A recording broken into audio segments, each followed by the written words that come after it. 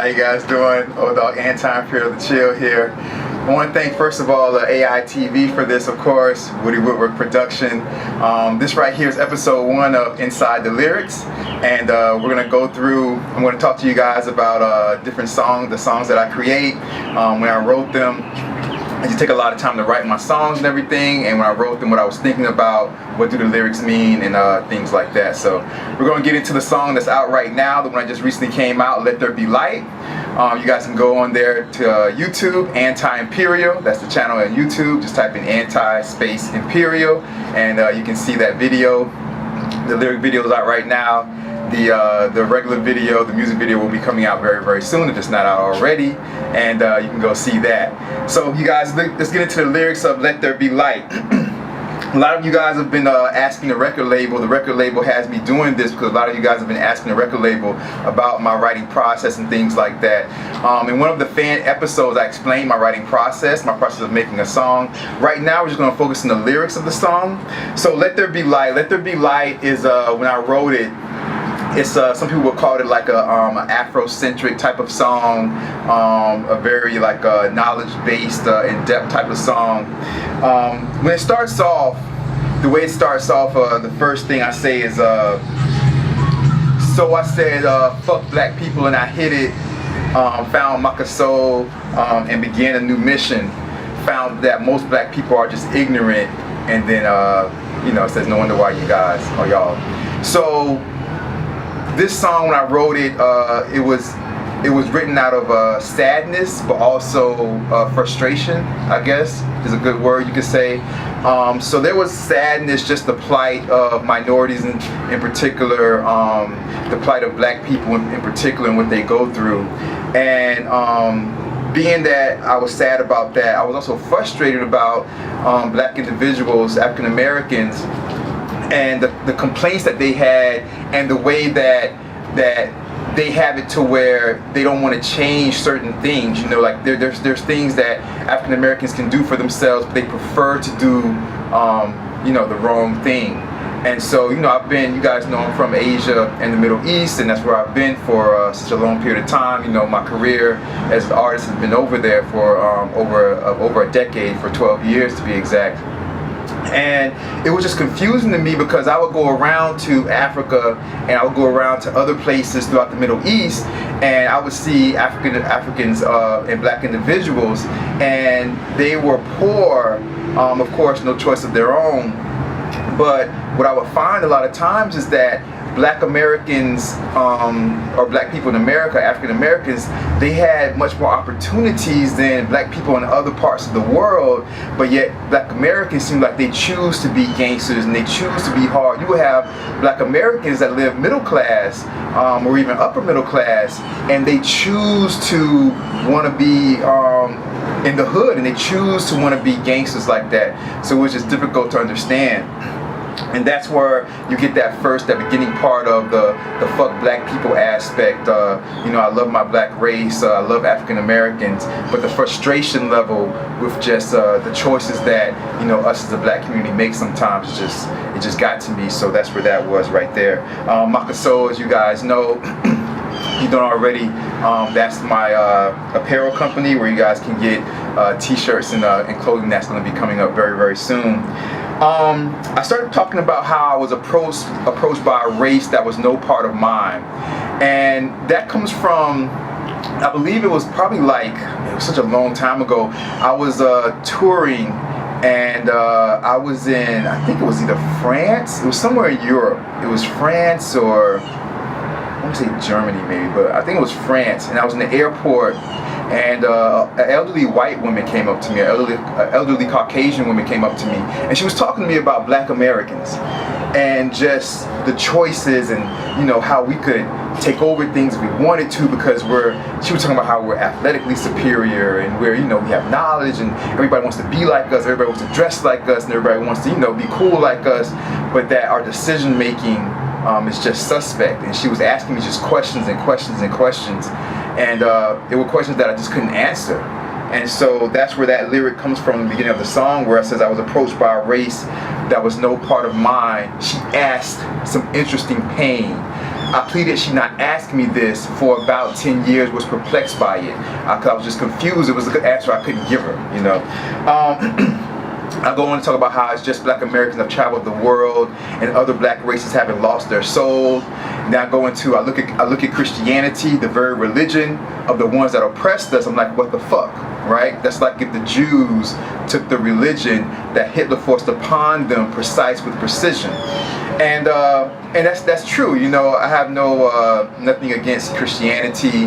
For you guys who are Christians, you know, I believe that you guys are, if that's the way you want to go, as far as makes you the best person you could possibly be, I think that's what you should be. I think whatever your religion is, even if you're not religious at all, if that makes you the best possible person that you could be, then that's what you should be, you know, and you shouldn't deviate from that.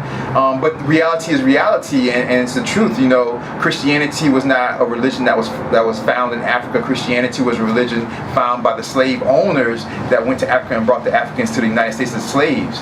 And so we took that religion, we took their last name, and so that is the truth. That's like if the Jews were to take the religion or last name of their oppressor, let's say Hitler, and they would never do that. But us as black people, we've done that. So that's just the truth, whether you like it or not. Send all your hate mail to Anti-Imperial.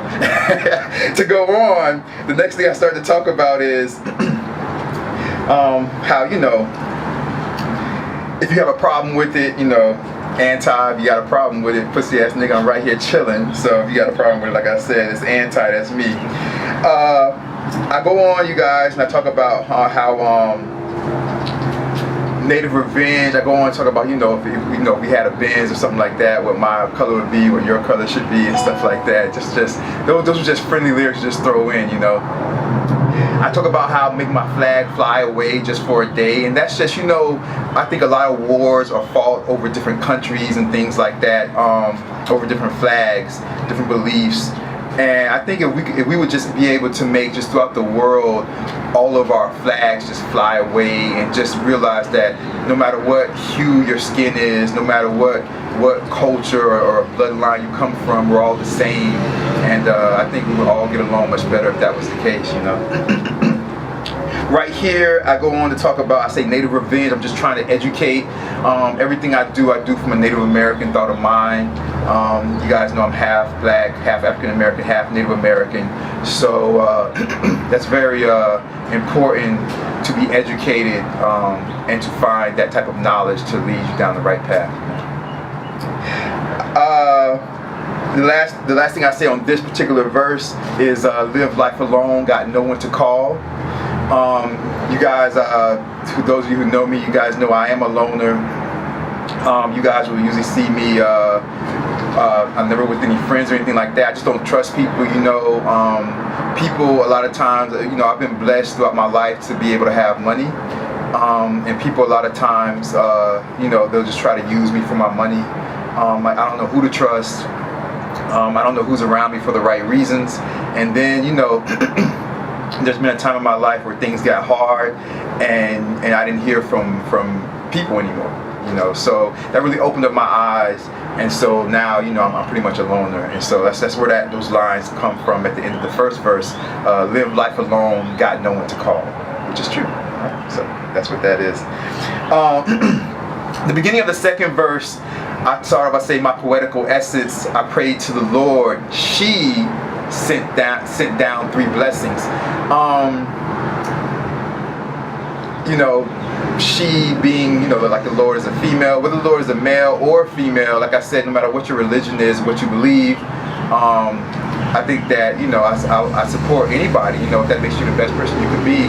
But nobody's really seen God, you know, so whether God's a he or a she, I just try to go against conventional thought that says he's a he, right?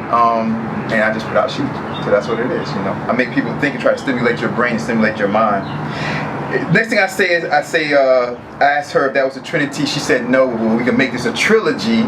And the trinity trilogy, the whole 3, the number 3 thing is very important.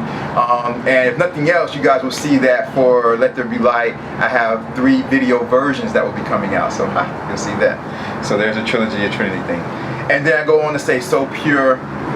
nigga never smoked shit, so pure nigga never drunk shit, which is true. I've never smoked anything, never drank any alcohol, I've never tasted any alcohol, wine cooler, beer, doesn't matter, champagne, I've never tasted a drop, and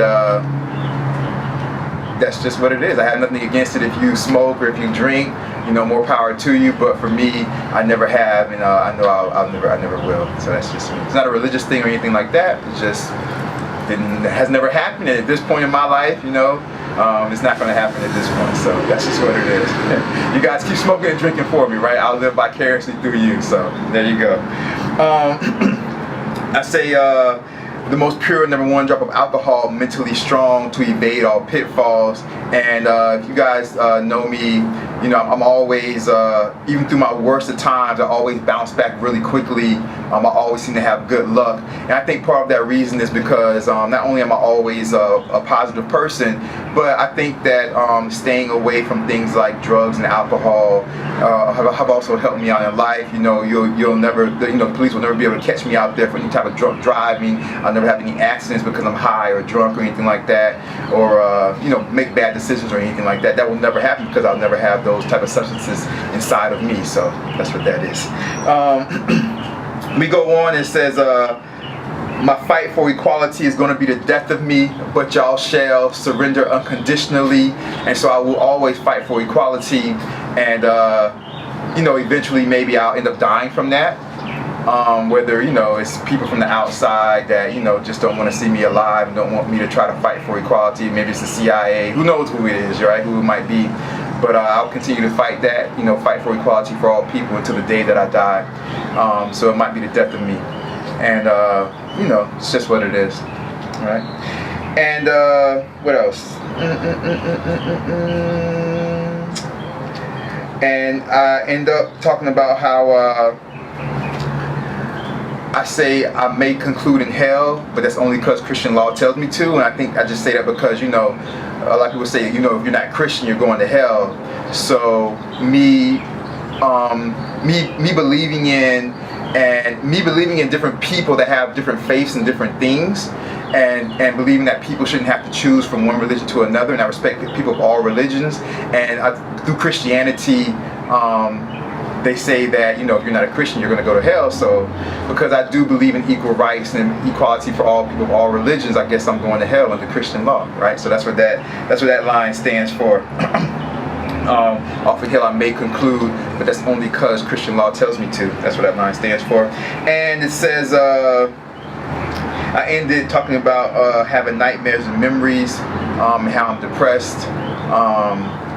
You know, that's just something that I go through. I think about a lot of things. I don't suffer from depression, I would say, but I think about a lot of things that sometimes, you know, weigh heavily on my mind. But I'm a happy person. I'm always happy. I'm always smiling for everybody who knows me, and that's just what that is. After the verses end, the last thing, you know, I try to get creative on this record, and I try to do some scratching, you know, may bring back the elements of hip hop.